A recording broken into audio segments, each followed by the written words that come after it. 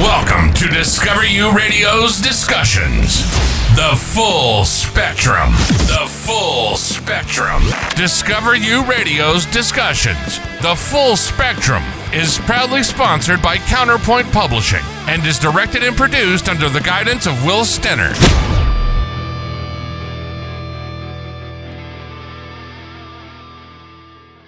Chapter 4, The Couple Scam. This is where a husband and wife team up to try to cheat the bill. She drops off in the morning, he picks up in the evening. Your Guide to Customer Service by Brendan Eagle addresses this issue. You can find it on Amazon and Kindle. The Brief.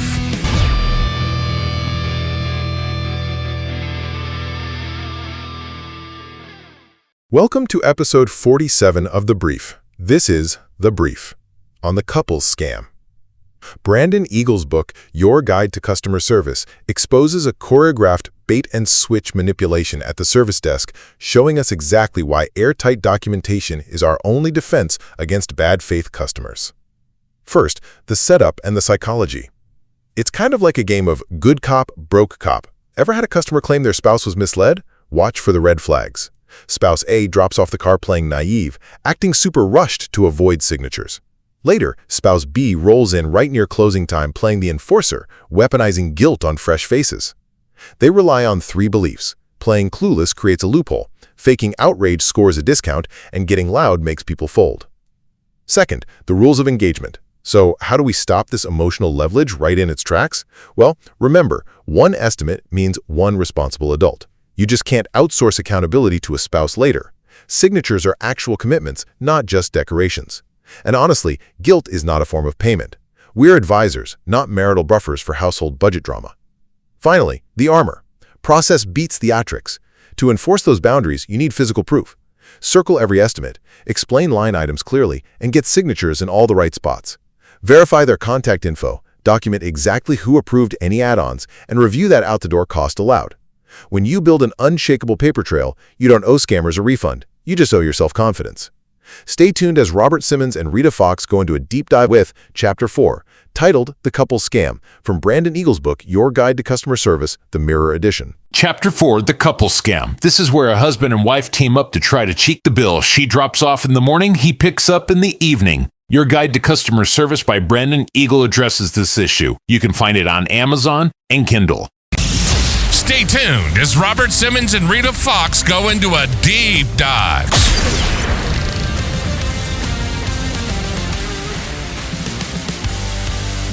Welcome to episode number 47 of The Deep Dive.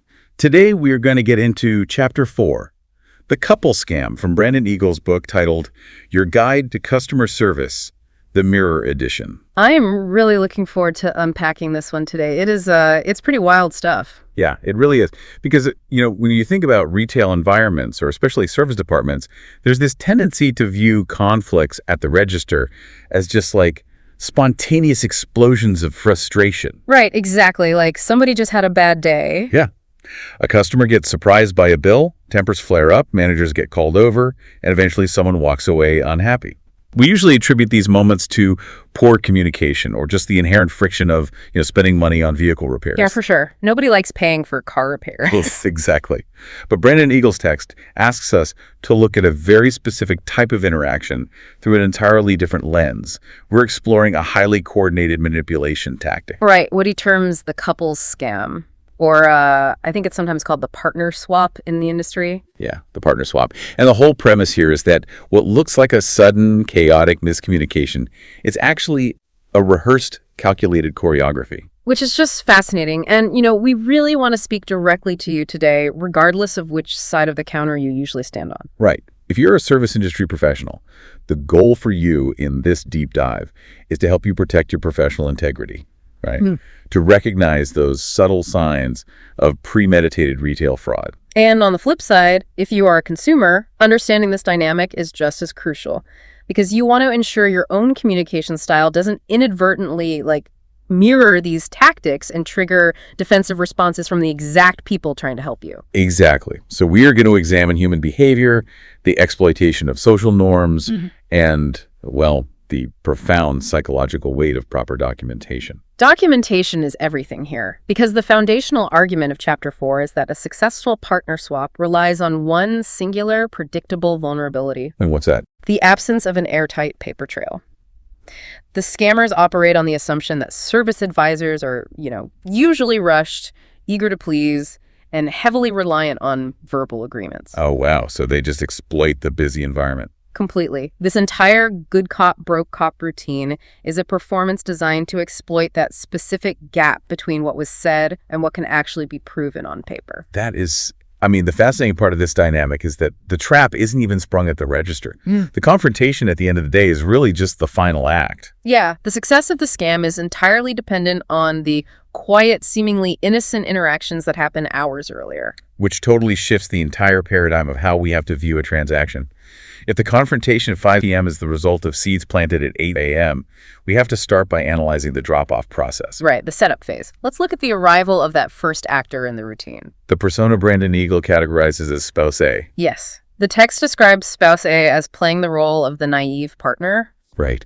They walk through the doors, presenting this aura of helplessness, armed with, vague questions and a deliberate strategy to just avoid making any firm commitments. And the psychology behind spouse A's performance is deeply manipulative because it weaponizes the natural empathy of the service advisor. Oh, that makes so much sense because most people who work in customer service really do have an inherent desire to be helpful. Exactly. When someone approaches the counter-projecting confusion or maybe a lack of expertise, the advisor's instinct is to guide them, to reassure them and simplify the whole process. So spouse A exploits that instinct by establishing a baseline of assumed incompetence. Yep. They are intentionally projecting the message of, I don't know what I'm doing, so you are going to have to just take the wheel here. And the text provides a very specific set of behavioral red flags that an advisor needs to watch for during this initial interaction. The first one listed is polite nodding while pretending not to understand the estimate. Which is tricky, right? Because we are so conditioned in our daily social interactions to view a nod and a smile as a confirmation of understanding. Right. If I am explaining something to you, right, and you are nodding, my brain just registers that we are communicating successfully. But Eagle warns that in this specific context, that agreeable blankness is a trap. It is an intentional information void. An information void. I like that phrase. Yeah, because they aren't asking clarifying questions, which is what a genuinely confused person actually does. Right, like a genuine customer who doesn't understand, say, a serpentine belt replacement, they will stop you and ask, hey, what does that belt actually do? Or is it dangerous if I don't fix it right now? Exactly. But spouse A doesn't ask those questions. They just smile, nod politely, and let the advisor keep talking. And that creates a false sense of security for the advisor. 100%. The advisor assumes the lack of pushback means the customer is fully on board. But in reality, spouse A is purposefully refusing to engage cognitively with the information. That way, they can later claim they were completely overwhelmed and uninformed. Okay, let's unpack this further, because it honestly feels like a magician's misdirection. Then there is the introduction of artificial urgency, right? Oh yeah, the manufactured rush. They create distractions to derail the standard intake process. They act rushed to bypass the physical act of signing paperwork. I can picture this perfectly. They're checking their watch, looking at their phone, maybe pointing out that they left the car running in the fire lane. Yep, they're generating a chaotic energy specifically to break the advisor's routine. And they use very specific deflective phrasing from the text. Quotes like, I trust you guys, just do what needs to be done.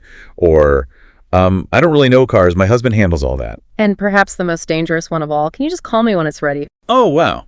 Yeah, we have to analyze the subtext of those phrases, because they are brilliantly crafted to sound complimentary while actually transferring liability. That's the core of it. When a customer says, I trust you guys, just do what needs to be done, it strokes the advisor's ego. It feels like a great testament to the shop's good reputation. But legally and procedurally, it is a nightmare. A total nightmare. The customer is explicitly refusing to authorize specific repairs. They're instead offering a blanket statement that provides literally zero protective documentation for the shop. Right.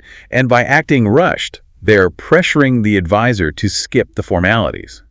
The scammer knows that an advisor under pressure will often prioritize just getting the customer out the door over securing a signature on a printed estimate. They want you to focus so much on their helpless rush energy that you completely forget to hand them the pen. It functions exactly like sleight of hand. But there's a crucial nuance we need to explore here.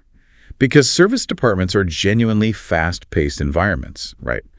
And people dropping off their cars before work are often legitimately stressed, confused, and actually pressed for time. That is very true. So how does a professional advisor balance the necessity of providing good, empathetic customer service to a person who is genuinely rushing to a morning meeting while still maintaining the vigilance required to spot these calculated evasion tactics? Well, the distinction between genuine distress and tactical evasion is probably one of the most difficult things for a new advisor to master. But Brandon Eagle offers a very clear diagnostic tool for this exact problem. And what's that? He says confusion is solved with clarity, not theatrics. Oh, that's good. Yeah.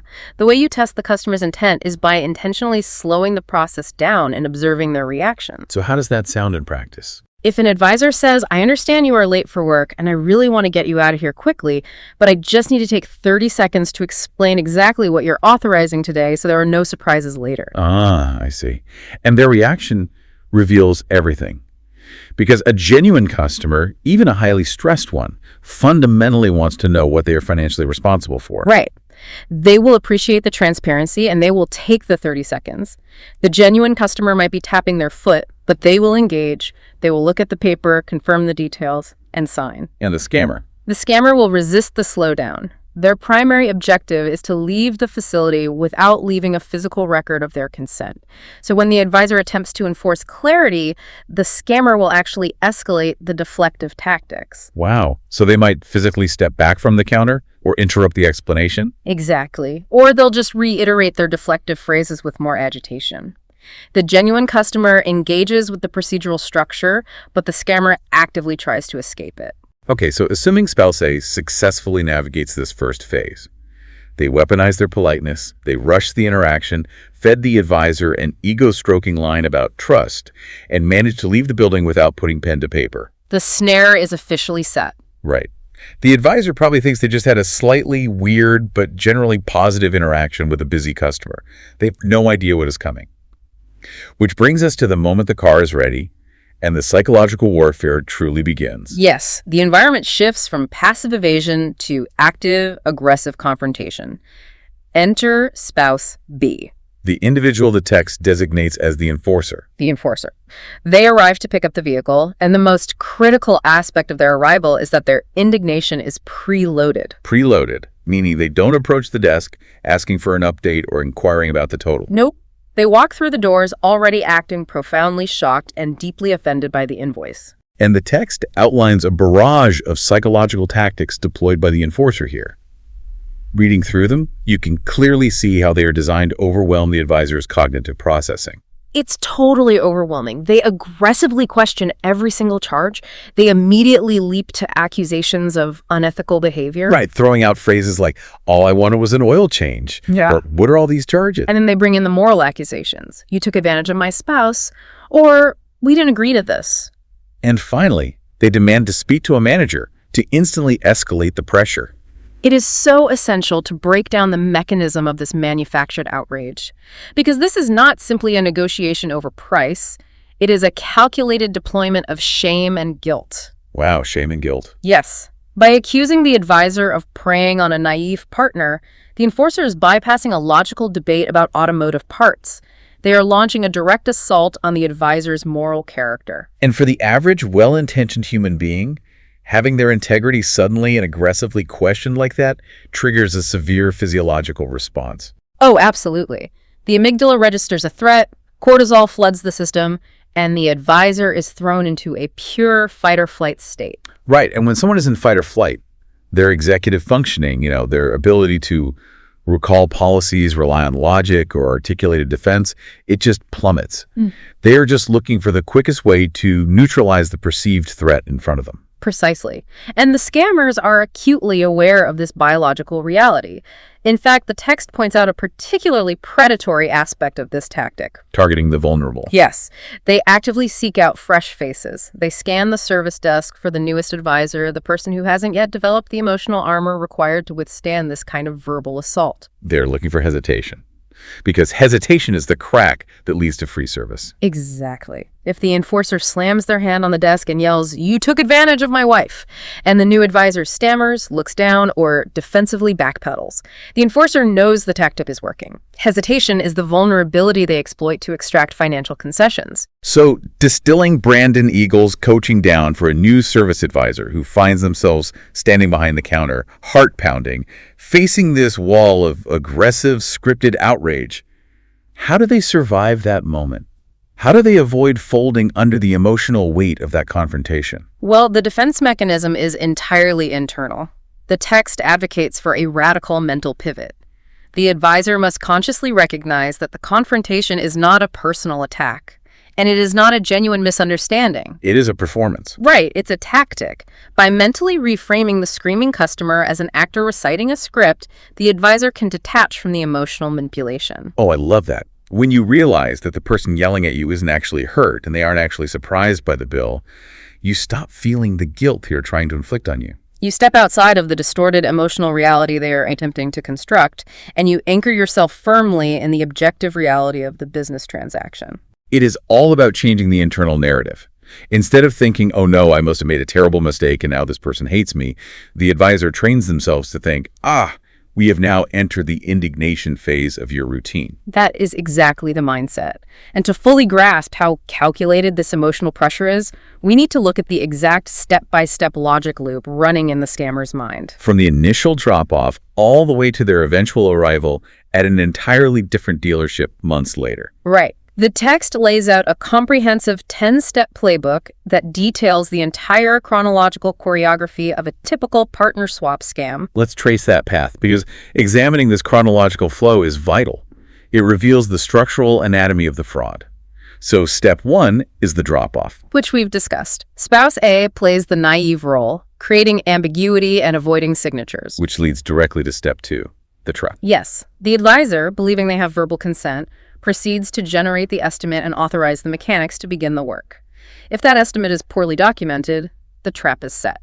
The advisor is simply executing their daily duties, completely unaware they have stepped onto a behavioral landmine, and that landmine detonates in step 3, the ambush. Right. Spouse B arrives at the dealership to pick up the car, deploying the preloaded, feigned outrage and aggressive posturing. Which is immediately followed by step 4, the alibi. The enforcer claims that spouse A was misled, overwhelmed by technical jargon, or simply too confused to have legally consented to the repairs. And this narrative is crucial because it attempts to shift the dealership from the position of a service provider to the position of a predatory aggressor. Wow. Once that narrative is established, they move to step 5, the demand. Having framed the dealership as unethical, the enforcer demands a significant discount or a total refund. And notice how the demand is frequently couched in moral terms. They will push for a refund on principle. On principle. Right. It's rarely framed as an inability to afford the repair, but as a righteous stand against a corrupt business practice. Then we hit step 6, which I find particularly manipulative, the pivot. Oh, the pivot is brilliant in a really dark way. The text notes that the enforcer will often try to execute their outrage on a completely different advisor, or even better, the cashier at the checkout desk. Why target someone who had nothing to do with the initial interaction? It is a strategy of isolation. A cashier or a different advisor lacks the historical context of the morning drop-off. If the enforcer screams at the original advisor, there is a risk that the advisor might confidently push back, remembering the specific details of their conversation with spouse A. Right. They might actually have the facts straight. Exactly. But if the enforcer targets a cashier whose only job is to process payments, they are attacking a target with no ammunition.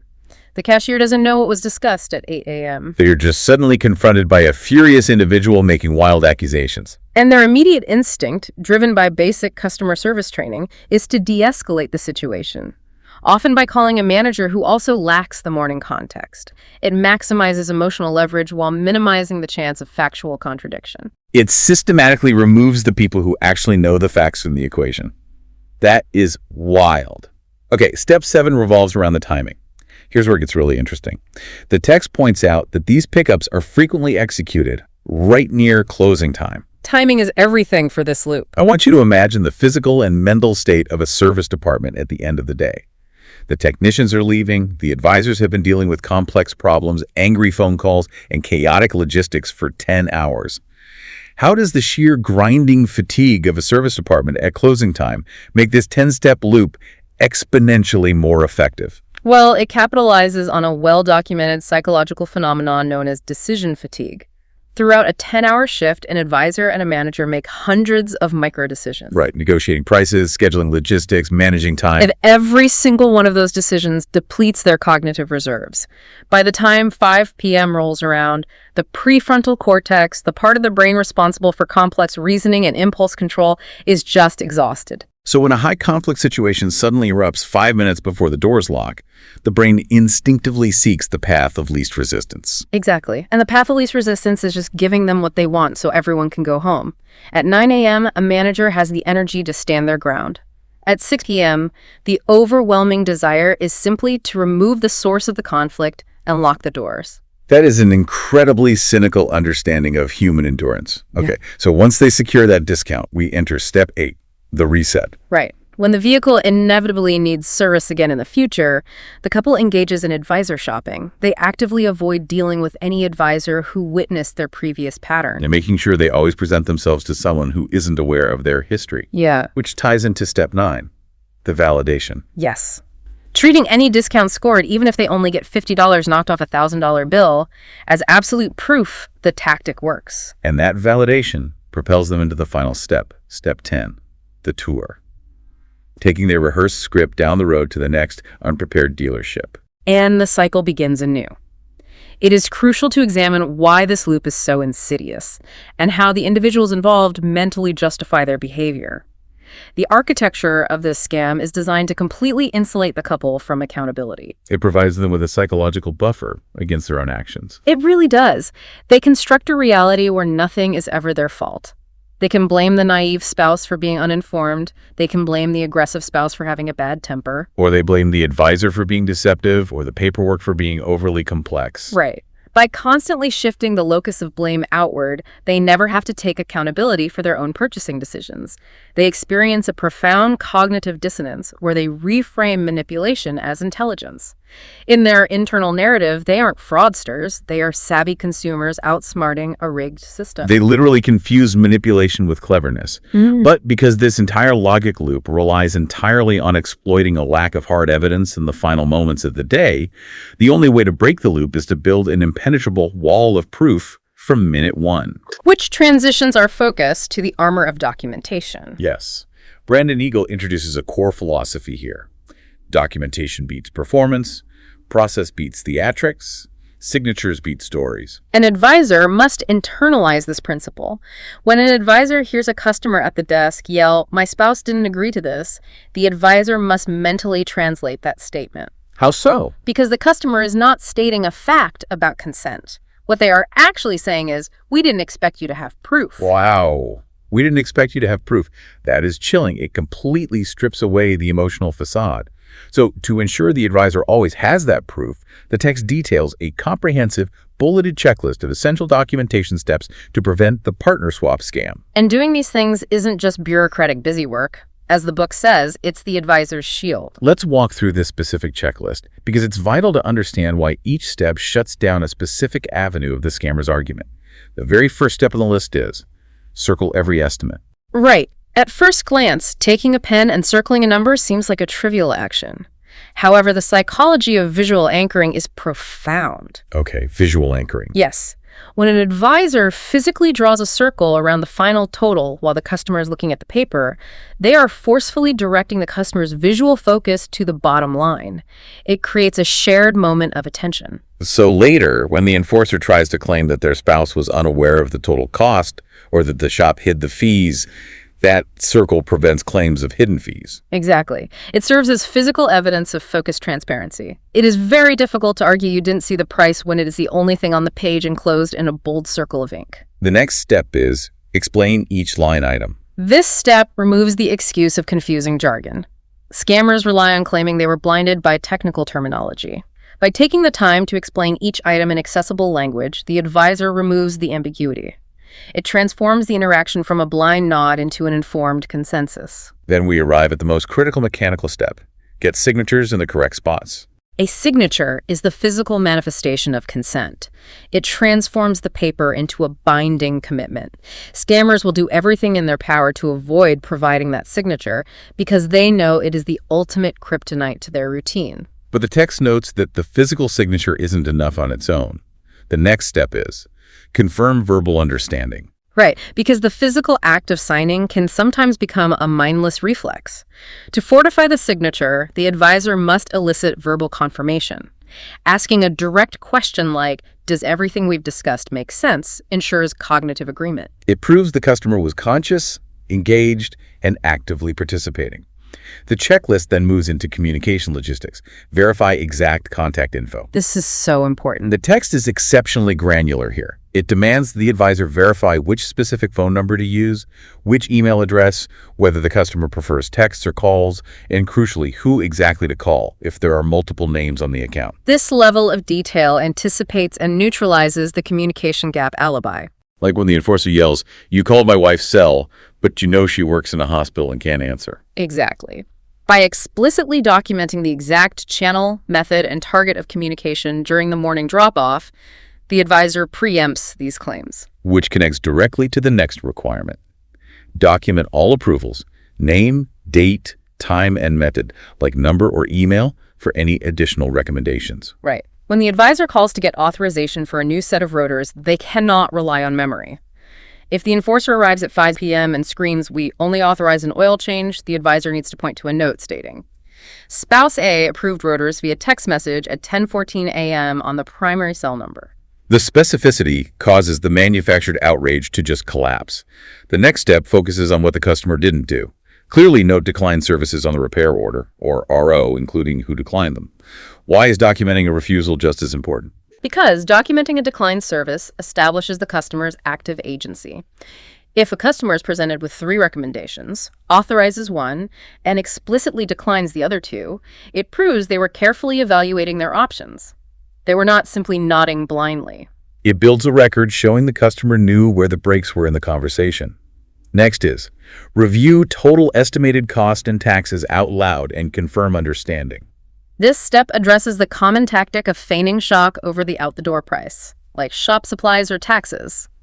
By reading the absolute final number out loud, the advisor ensures the auditory processing of the cost matches the visual processing of the circled estimate. And the final piece of armor.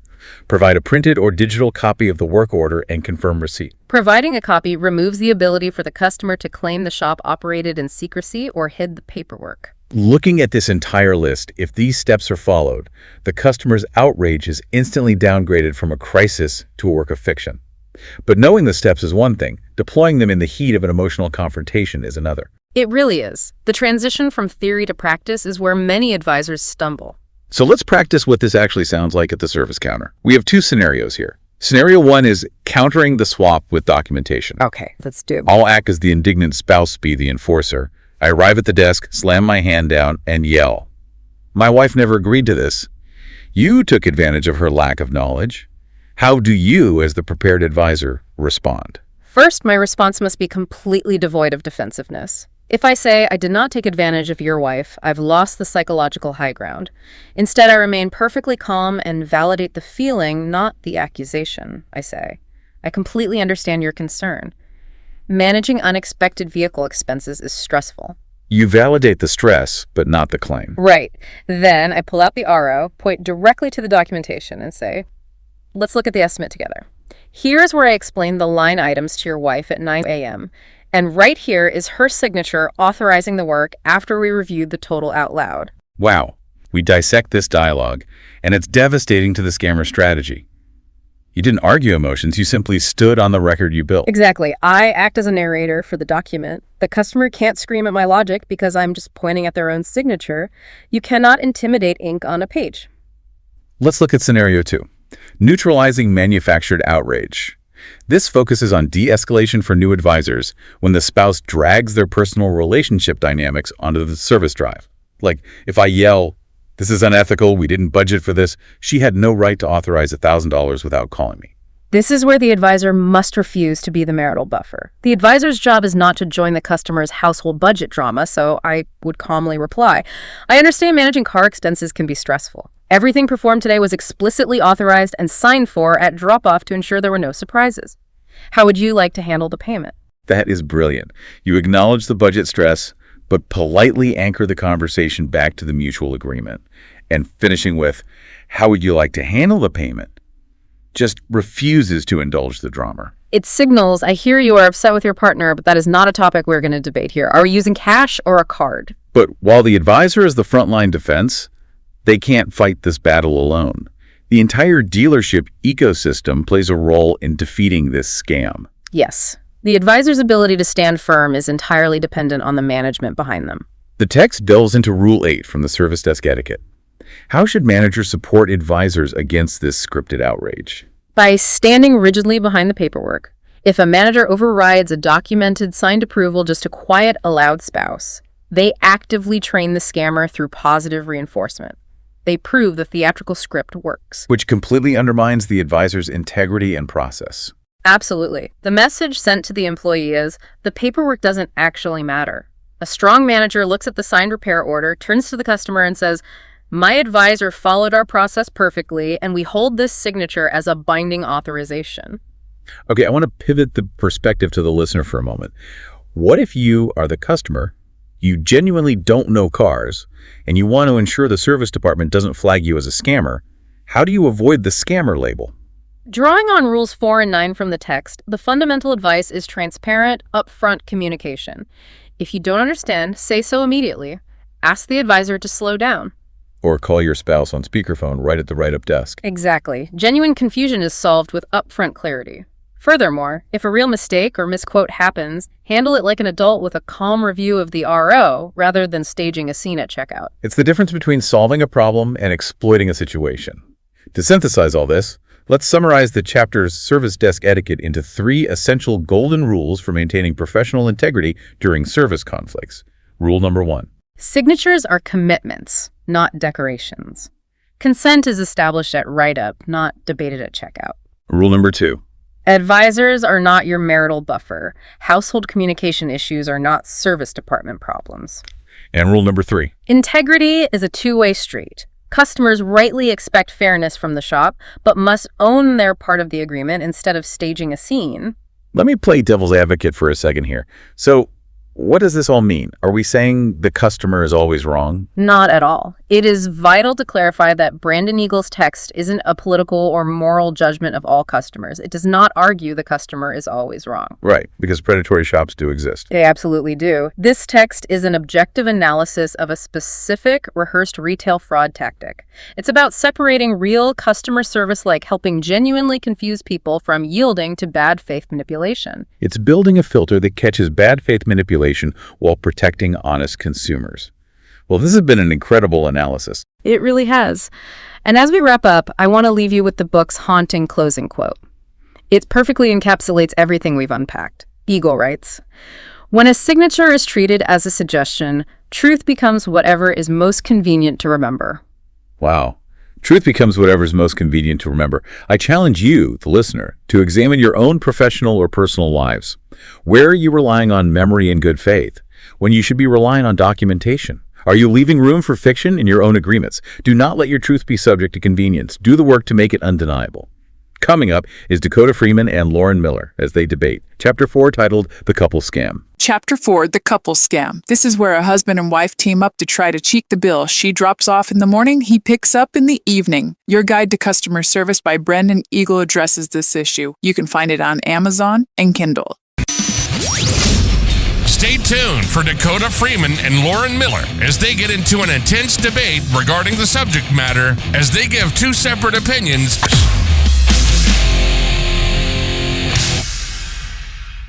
Welcome to the debate. Welcome to episode number 47 of the debate, where we discuss our disagreements about Chapter 4 titled The Couple's Scam from Brandon Eagle's book titled Your Guide to Customer Service, the Mirror Edition.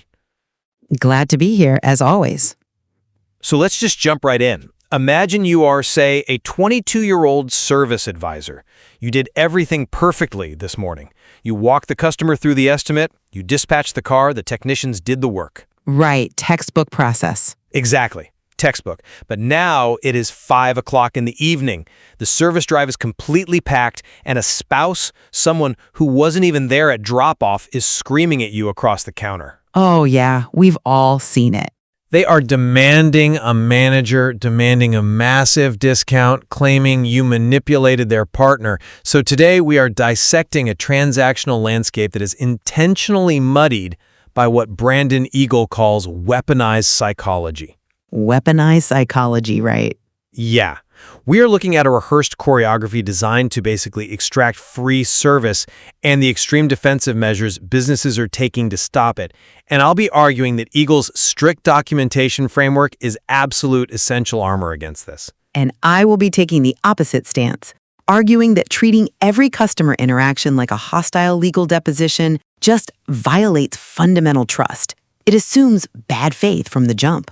Well, let's look at the reality of it first. It is the absolute definition of diagnostic muddy waters when it comes to human intent. It really is. I mean, you were trying to read a customer's mind while simultaneously fixing their transmission.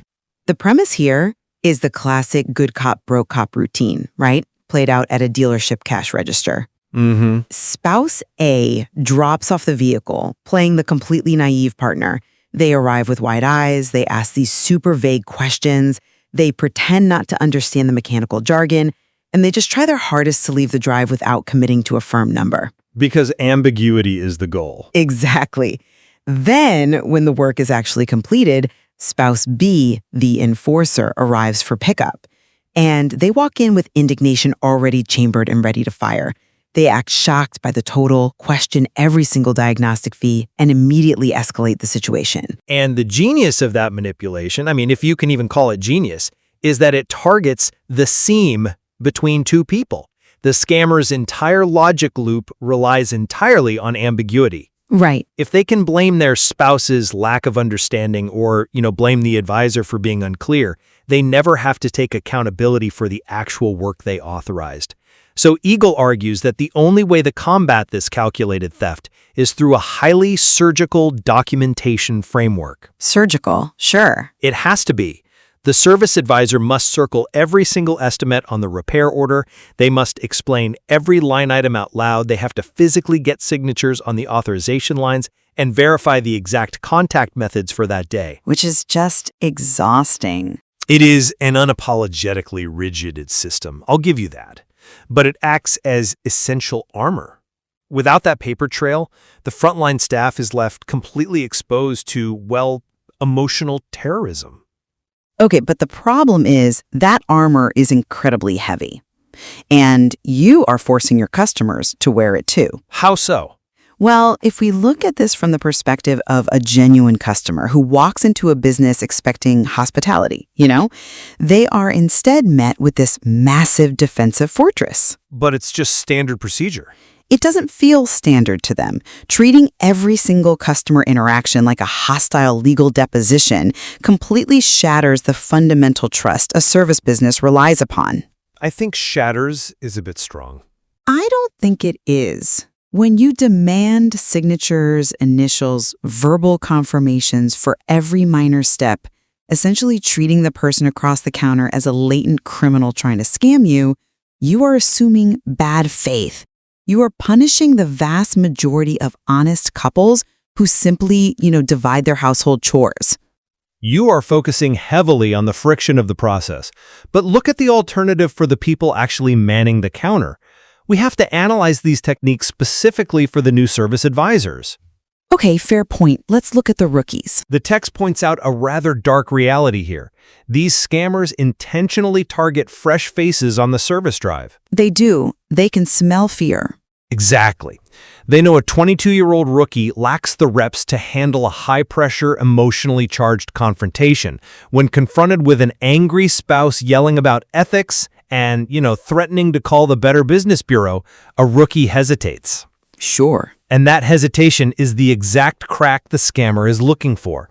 So the surgical checklist isn't about being legally vindictive. It is about giving a vulnerable employee an anchor. An anchor. Yes. The rookie doesn't need to rely on their debate skills or their emotional regulation to survive the encounter. They just rely on the paper. But does this rigid documentation truly stop the scammer? Or does it just escalate their performance? What do you mean, escalate? Well, I mean, if someone is already committed to this theatrical partner swap script, a mountain of paperwork isn't a silver bullet. You are dealing with bad faith actors. Right. They're not going to look at the signature line and say, oh, you got me, here is my credit card. They simply pivot. Hang on, let me finish. They will blame the confusing paperwork. They will say the advisor rushed spouse A because there was a line out the door. They will claim the advisor buried the actual total cost in industry jargon that no layman could understand. But they signed it. Doesn't matter to them. A piece of paper doesn't stop the manipulation.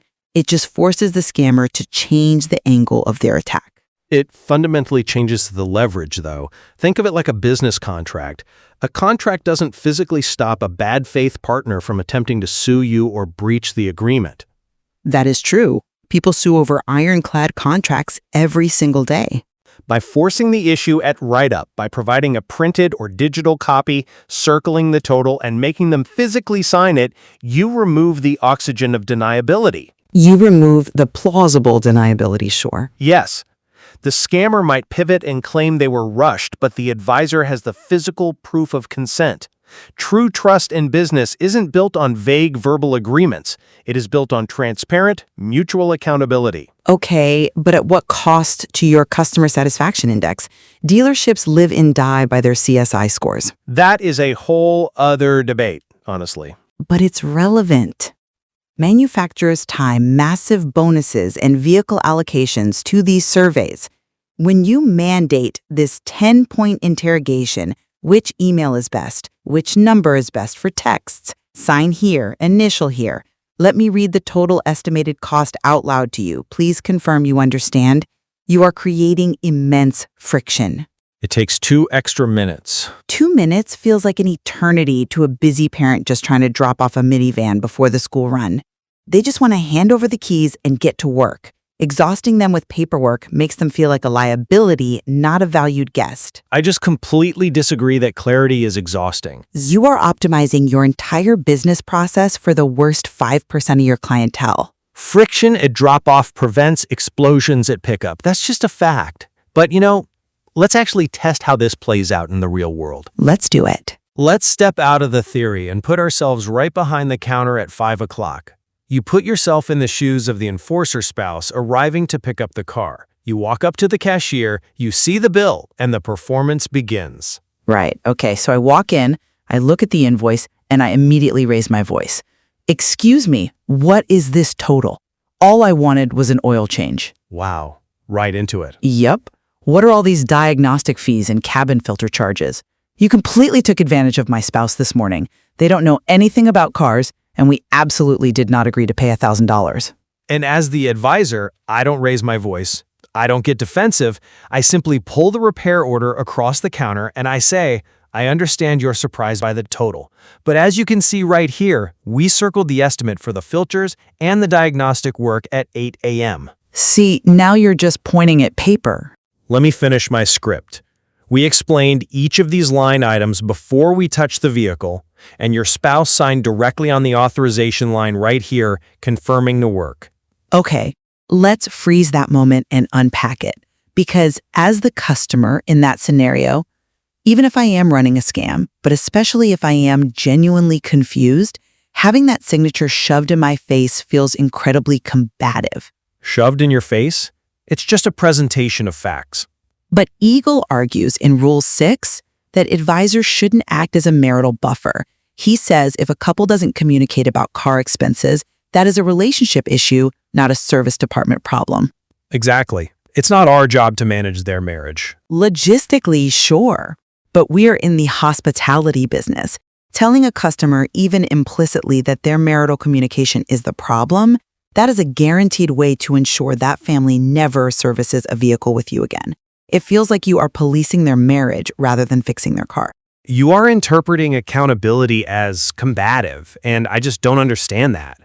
Why is holding an adult to an agreement they signed considered hostile? Because of the delivery. But Eagle's Rule 2 says a signature is a commitment, it is not a decoration.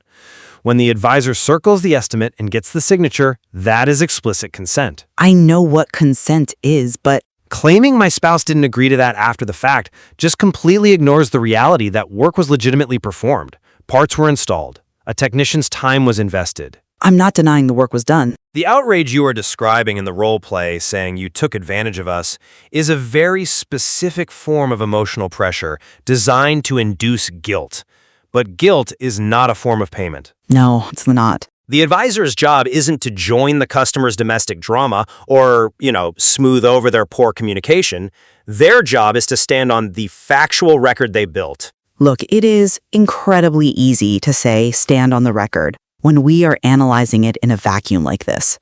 But the reality of the business environment is far messier. How so? These confrontations almost never end at the advisor level. Well, that's true. The scammer knows exactly what they are doing. Their playbook dictates that when the advisor holds the line, you escalate. You demand a manager override on principle. You target a different cashier. You time the confrontation right near closing when everyone is tired. Oh, the 5:55 p.m. special. Exactly. And you make a scene in front of other customers. This inevitably elevates the conflict to the role of leadership. So what happens when the scammer demands the service manager? This is where Eagle's framework really gets put to the test. This is the critical juncture, and Eagle is unapologetically uncompromising here. Rule 8. Management must stand behind the paperwork, period. Period. No exceptions? No exceptions. When the couple scam shows up at the counter and demands an audience with the director, leadership absolutely must back the advisor who followed the process. If the advisor did the hard work of securing the signatures and explaining the estimates, the manager cannot walk out there and fold just to make the yelling stop. But evaluate the financial and relational reality of that decision for a second. Should a manager blindly prioritize a rigid advisor policy over long-term customer retention? It's not blind priority, it's policy. But think about the lifetime value of a customer. Let's say this family has bought 3 cars from your dealership over the last 10 years. They get all their maintenance done with you. Okay, setting up a very specific hypothetical here. But it happens every day. Maybe they truly did have a miscommunication at home. Spouse A nodded along, signed the paper out of embarrassment because they didn't want to admit they didn't understand the mechanical jargon. Happens all the time. Right. And spouse B was genuinely blindsided by a $1,000 bill.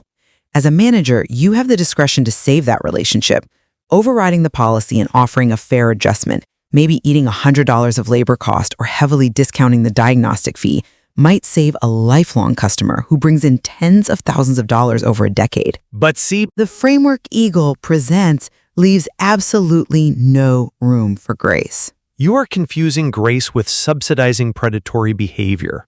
Oh, come on. Seriously, let's look at the true cost of that $100 adjustment. If management overrides documented approvals just to appease the loudest person in the room, they are triggering a catastrophic chain reaction inside their own business. Catastrophic is a bit dramatic. It really isn't. First, they are utterly destroying the morale of their new advisor.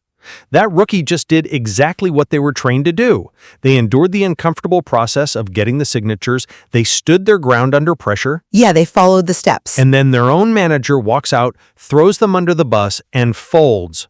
You have just taught that employee that your policies are completely fake and that leadership will not protect them. Nobody is suggesting you throw the employee under the bus. But that's what happens. No, a good manager can validate the employee's work while still extending an olive branch to the customer.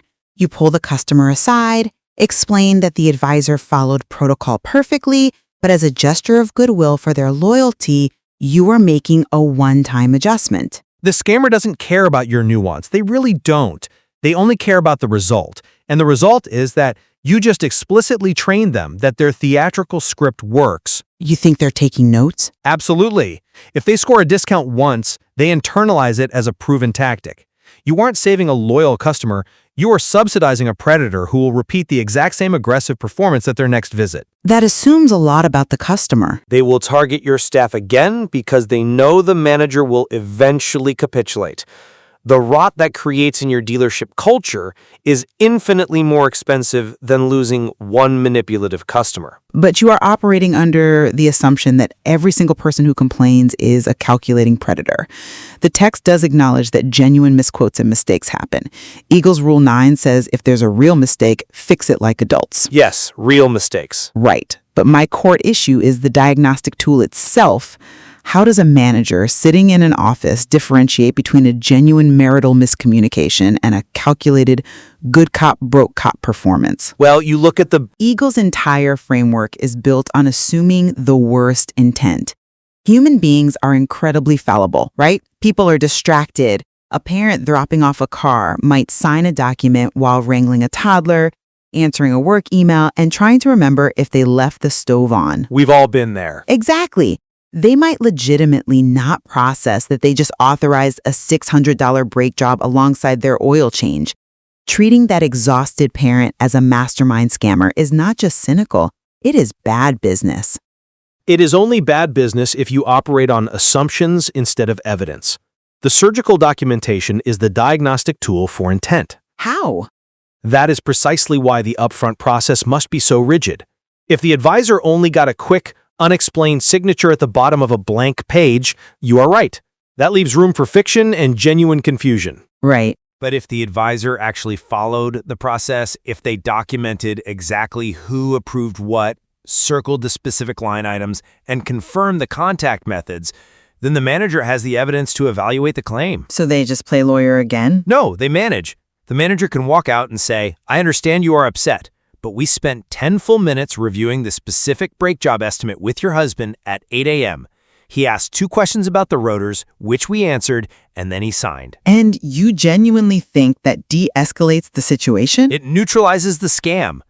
A genuine customer, faced with that level of specific, undeniable reality, will almost always deflate. Because they feel trapped. Because they realize their partner completely dropped the ball. They will likely be embarrassed, but they will pay. A scammer, on the other hand, will escalate. They will threaten poor reviews. They will demand the general manager. They will threaten to call the local news. Yeah, they go nuclear. They escalate because they realize their tactic has been neutralized, and they are trapped. The paper trail tells the truth when people refuse to. Okay, I don't deny that a pristine paper trail makes a manager's job easier when denying a discount. But I keep coming back to the overarching philosophy of how you run a service business. Which is what? Well, if you design your entire customer journey around defending against the worst 5% of your database, you inevitably end up treating the best 95% like suspects in a lineup. I think that's an exaggeration. I don't think it is. Exceptional hospitality requires a certain degree of vulnerability from the business. Yes, if you operate with less rigidity, you will occasionally get burned by a manipulative duo. You will lose some money to people acting in bad faith. Which kills margins. But the alternative is building a defensive fortress where every interaction feels deeply transactional and legally guarded. You lose the human element of service, and over a long enough timeline, that erodes the very community trust a local business needs to survive. You cannot build long-term community trust on a foundation of ambiguity and exploited staff. A service department cannot run on emotion or guilt or theatrical outrage. It must run on verifiable truth. Verifiable truth sounds very clinical. But it's necessary. The framework we are discussing provides the only reliable shield for vulnerable employees who are facing intense, calculated manipulation on a daily basis. Right. By circling the estimates, clearly explaining the line items, and treating signatures as binding commitments, the business protects its bottom line. And more importantly, it gives new advisors the psychological confidence to do their jobs effectively. The documentation doesn't destroy trust. It establishes the boundaries where genuine trust can actually exist. And while accountability is undeniably important, the pendulum cannot swing so far that we lose sight of the customer experience. Forcing a highly defensive posture on every single interaction risks turning routine service into combat. It's just clarity. It's combat in Arthas. Management has an obligation to balance the need for strict policy with the nuance of human relationships. We have to recognize that not every confused or frustrated spouse is running a scam. I agree with that. Sometimes extending the benefit of the doubt, eating a small cost, and preserving the relationship is a true mark of excellent customer service. You just cannot automate empathy. That's very true. You cannot automate empathy. I think, well, the middle ground we are circling around here is that integrity has to be a two-way street. That's Rule 10, actually. Customers expect honesty, clarity, and fairness from the service department when they drop off their vehicle. As they should. And the business has every right to expect the exact same transparency and accountability in return. Clear communication at write-up is the only way to achieve that standard. Right. Whether this rigorous defensive posture is a necessary reality of modern retail or, a cynical overcorrection that damages hospitality is something we will leave you to ponder. Absolutely. There is certainly a lot more to explore on how businesses balance employee protection with customer experience. Definitely. Well, don't forget to tune in to episode number 48, where we get into Chapter 5, The Appointment Star. Until then, see you around. Chapter 5, The Appointment Star. This is the customer who doesn't think that they belong in the line with the other customers. They think that they are very special. Your Guide to Customer Service by Brandon Eagle addresses this issue. You can find it on Amazon and Kindle. Thank you for listening to Discover You Radio's discussions. We'd like to invite you to research was spotlighted on this episode. And if they have a website, join their mailing list. Because listeners like you made it possible. Thank you for your support.